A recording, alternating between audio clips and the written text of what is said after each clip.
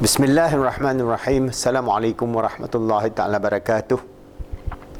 Alhamdulillah rabbil alamin, wassalatu wassalamu ala asyrafil anbiya wal mursalin wa ala alihi wa sahbihi ajma'in. Alhamdulillah. Today we're going to discuss how our physical world, our physical realm is connected to our psycho-spiritual realm, and what are the organs that is complementing in our understanding of the nature of human existence. So I have explained to you in the previous video psycho-spiritual basis for Islamic psychology and PI-CBT, and how we use this format or this model by Al-Imam Ghazali rahimahullah about the nature of the qalb, which is the master programmer, then the nature of the ruh, the akal and the jasad, and how the nerves interface at the various levels of existence. So naturally, in modern psychology, we will have to use many of the tools, and some of these tools are cognitive tools. Some of these tools are using gadgets, electronic sensing, MRI, functional MRI, PET scan, heart rate variability machine, and so on. So we as Muslims will have to develop a research-based protocols in which we can then say, okay, this is how we operate insofar as the psychology of this modern world, how Islamic psychology can fit into this whole realm of psychology, neurosciences, quantum physics, and whatever other sciences that's moving on very fast.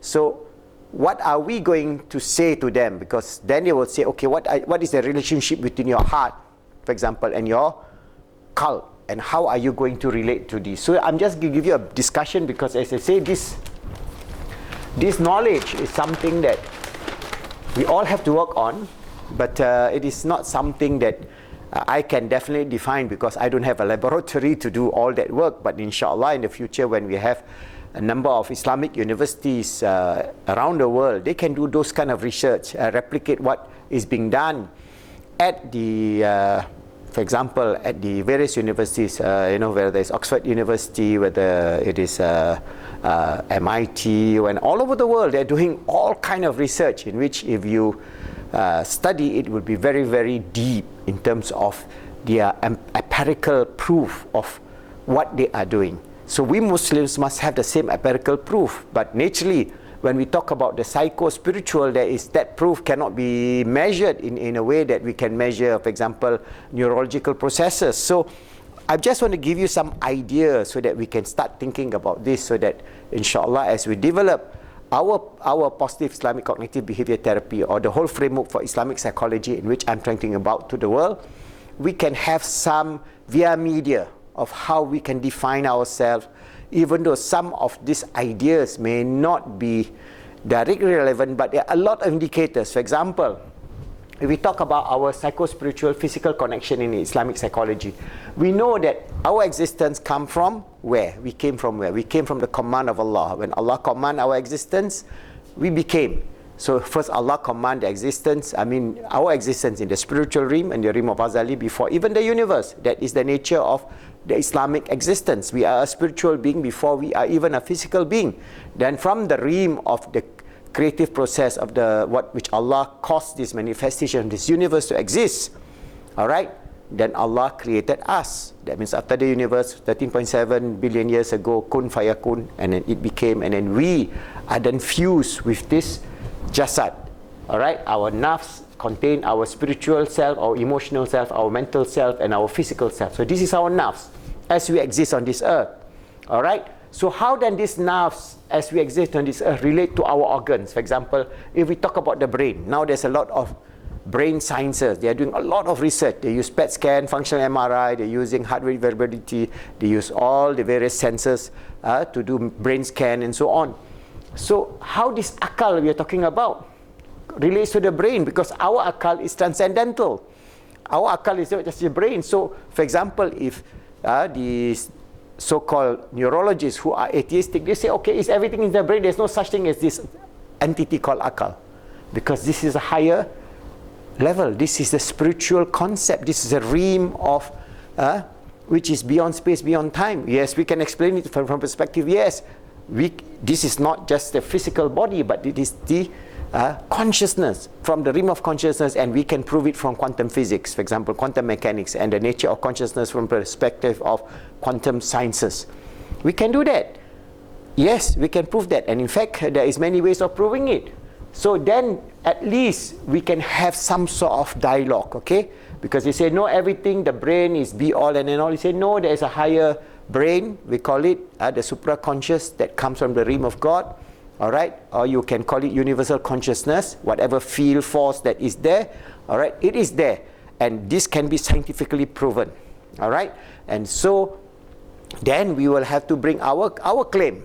All right, so I'm going to show you some of these videos later on of this relationship, because these are all research done by non-Muslims. Remember, in this 21st century, we Muslims are very backward, but a lot of non-Muslims scientists and psychiatrists and neuroscientists, as well as their physicists, are combining, they're pulling together to develop an idea of the nature of human consciousness, which I have given you a taste just in the previous video. So if we talk about our brain, all right, the neurological concept that is being developed is so fantastic, so wonderful. But then if we link to our akal, the higher mind, okay, supraconscious mind, all right, in which it is endowed by Allah subhanahu wa ta'ala, then we can see how this is related. The same thing, if we talk about the qalb, the heart, all right, this is our physical heart. How is it related to the qalb, our spiritual heart? So the spiritual heart is linked to the physical heart because it creates in ourselves the intuitive self. So the intuitive nature of our existence, that affects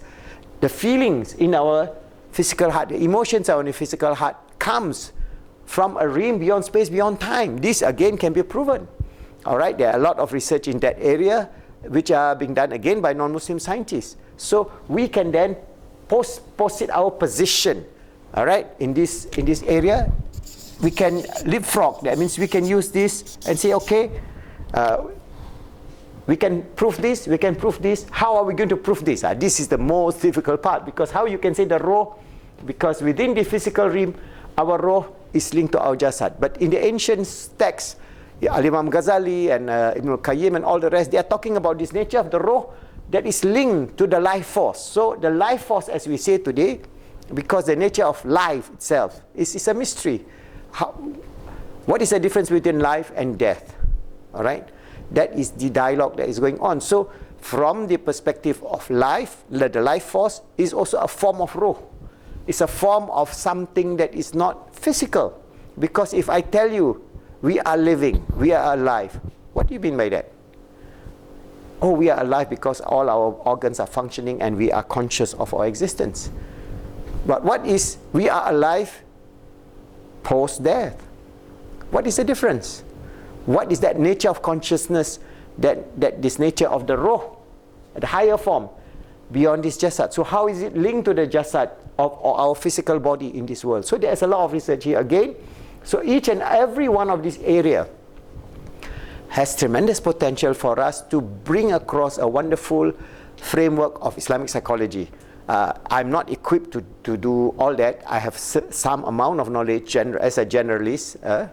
My friend used to say you are, you know many things, but I say yes, I know many things generally. All right, but I'm not a specialist. Okay, so we have to have specialists who can then develop this idea, and this only can come about from research from the various universities, the various practitioners who can carry this Islamic psychology at a higher level of high level of acceptance, especially within the ummah. First within the ummah, always we talk about within the ummah, and then at a higher level we can then sell this idea to the world, because whatever they are trying to prove is already proven in Islam, which is the irony.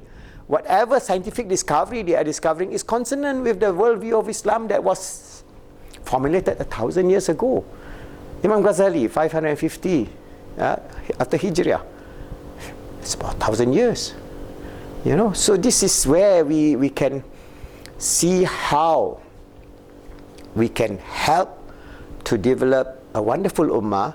And I'm not going to dwell very deep into this, because as I said, these are areas of sciences that need a lot of specialists. It's not something journalists like myself can say, okay, this is the nature of this, nature of this, nature of this. I can only refer back to the works of our great scholars, and then I can tell you, okay, this is what we know as so far, and how are we going to prove it, that is something that is beyond our capacity as an ummah now. But we can do, inshallah, over the next many years, as we develop the protocol, the format, and the idea of positive Islamic psychology, as well as the framework for Islamic psychology, and we develop this positive Islamic cognitive behavior therapy, then we can help the ummah, because we have the ummah.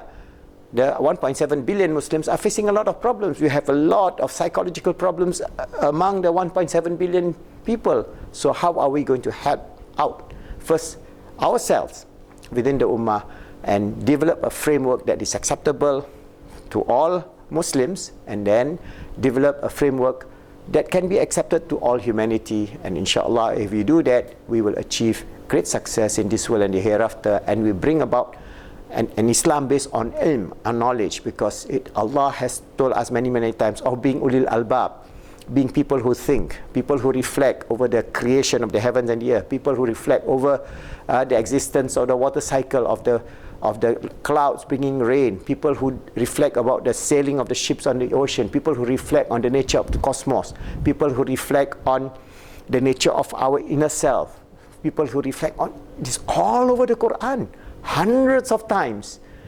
Why? Because Islam is a deen based on knowledge. It is knowledge centric. The truth will always prevail, because Allah tells us, وَقُلْ جَالْ حَقُّ وَزَحَقَ الْبَاطِلِ إِنَّ الْبَاطِلَ كَانَ زَهُوقًا. Said that when truth comes, the batil will disappear. For surely the batil is just it's a very minor thing. So we know this truth that Allah has given us, but we have not exercised the deep understanding of this truth. And by exercising this deep understanding of this truth, inshallah, we will develop a very strong framework for Islamic psychology, and this will help us to solve a lot of problems within the ummah. And inshallah, my humble work that I'm trying to do, just little videos that I'm putting out almost each time I'm free, to just give the motivation for those who have this better knowledge. If you are a psychologist, or you are a psychiatrist, or you are a physicist, or you are inclined to certain area of sciences, Islam brings about a very integrative science of the nature of man, the nature of existence, the nature of God, which is beyond us, but at least from the attributive aspect, we can understand this beautiful deen that Allah has presented to the world through our beloved and His beloved Sayyidina Muhammad sallallahu alaihi wasallam, His kinfolks, His sahabas, the tabi'in, the tabi'in, the great scholars that we all appreciate and love. And from them to us, this baton will pass on until Yawmul Akhir, inshallah.